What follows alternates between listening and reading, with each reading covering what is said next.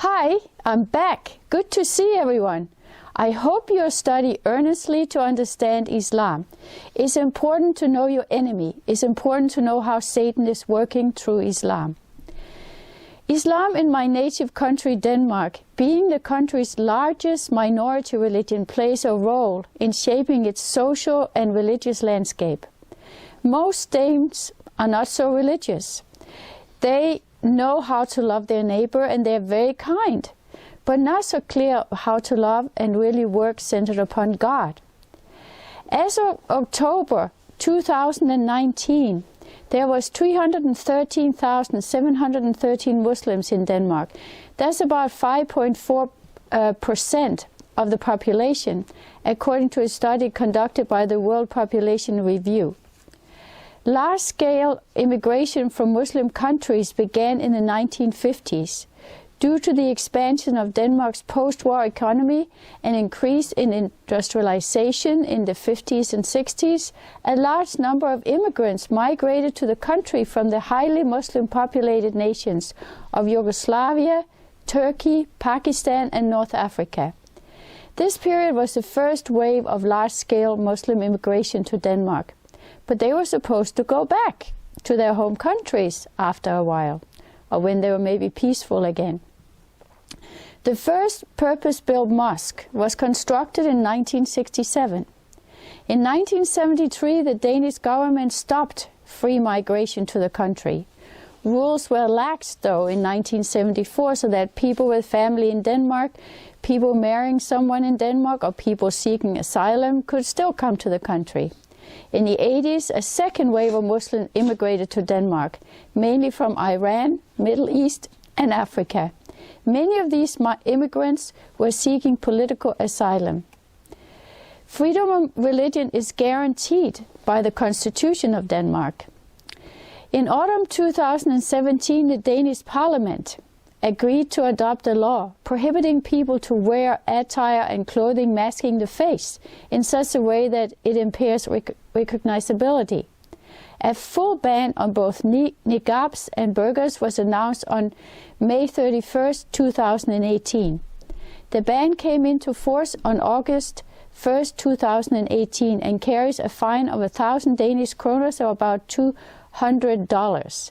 By repeating offending, the fine may reach to 10,000 Danish kroner or $2,000.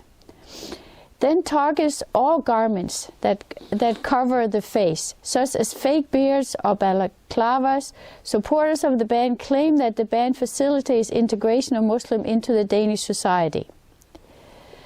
Approximately 47% of the Danish Muslims live in Greater Copenhagen, in a park called Hellerup, and 9.4% in Aarhus, and other big town in Denmark, and 5.5% in Odense, close to where I'm born. In May of 2017, an imam at the El Farag Mosque in Nørrebro, Copenhagen, held a service where he preached a vision of the caliphate and the murder of Jews. The sermon was uploaded to the YouTube, and after having been translated, it was reported to the police as a hate crime. The trial began in July 2018. In a Facebook post, the imam claimed that Denmark had criminalized the words of his prophet and the word of his deity. The Al Farag Mosque also appeared in the 2015 Copenhagen terrorist attack as perpetrator. Omar El-Hussein had visited there. When TV2 reporters visited the mosque for 2 hours, they did not find any visitors who rejected the views of the imam. They all agreed with him.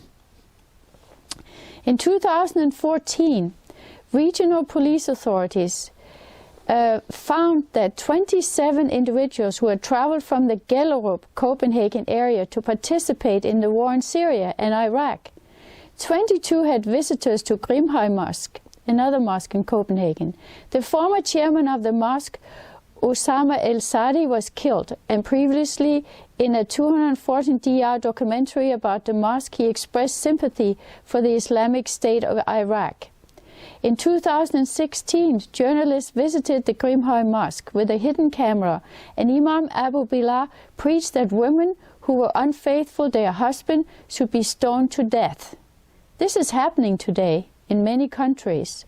or whipped. And infidels who did not take part in Ramadan fasting should be killed. So, according to the Danish politics, as of 1989, Denmark has allowed all immigrants who have a 3-year legal stay to vote and compete in local elections. However, only Danish citizens may vote for members of the national parliament. The Danish newspaper Jyllands-Posten printed 12 caricatures of the Islamic prophet Muhammad in September 2005.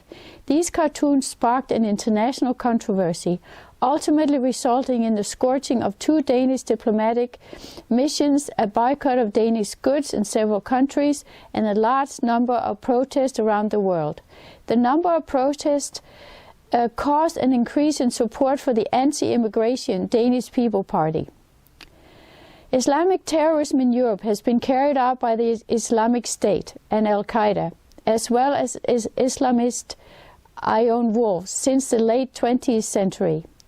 In the early 2000s, most of the Islamic terrorist activity was linked to Al-Qaeda, and the plots tended to involve groups carrying out to coordinate bombings. The deadliest attack of this period was the 2004 Madrid train bombing, which killed 193 civilians, the deadliest Islamist attack in Europe, and the July 7, 2005 London bombing, which killed 52. There was a rise in Islamic terrorist activity in Europe after 2014. The years 2014 to 16 saw more people killed by Islamic terrorist attacks in Europe than all previous years combined, and the highest rate of attack plots per year. Most of this terrorist activity was inspired by ISIS, and many European states have had some involvement in the military intervention against it. A number of plots involved people who entered or re-entered Europe as asylum seekers during the European migrant crisis. And some attackers had returned to Europe after fighting in the Syrian civil war. The Jewish Museum of Belgium shooting in the May 2014 was the first attack in Europe by a returnee from the Syrian war. While most earlier Islamic terrorist attacks in Europe were carried out by groups and involved bombs, most attacks since 2014 have been carried out by individuals using guns, knives, and even vehicles. A notable exception is the Brussels cell, which carried out 2 of the deadliest attacks of the period. The deadliest attack of this period have been November 2015, Paris attacks, 130 killed. The July 2016 Nice truck attack, 86 was killed. The June 2016 Atatürk airport attack, 45 was killed. The March 2016 Brussels bombings, 32 was killed. And the May 2017 Manchester Arena bombing, 22 was killed. These attacks and threats have led to major security operations and plans. I just saw Tommy Robinson from UK, who showed the falsehood of Muslim. He got a free press medal as the Journalist of the Year in Denmark on YouTube. But he's kicked off YouTube. He kicked off Twitter and kicked off Facebook for telling the truth, and he even had to go to jail in his own country. On another YouTube, he's interviewed by a Swedish journalist in Luton, England, his hometown, which is pretty much now taken over by Muslims. Check it out on YouTube. Bill Warner's books and YouTube videos are great. They really opened my eyes to the danger of Islam. Please watch them and read them. This is really Satan working through this religion. Please be aware. Do not be fooled. We worship a very different God, our Heavenly Father, and follow Judeo-Christian principle. Jesus is the King of Kings. The second coming of Christ is Sun Myung Moon. We are all co-heirs with Christ. We are all kings and queens. May His kingdom come on earth as it is in heaven. God bless you. Thank you for subscribing. Have a great day, and please continue to study. Thank you so much. Bye-bye.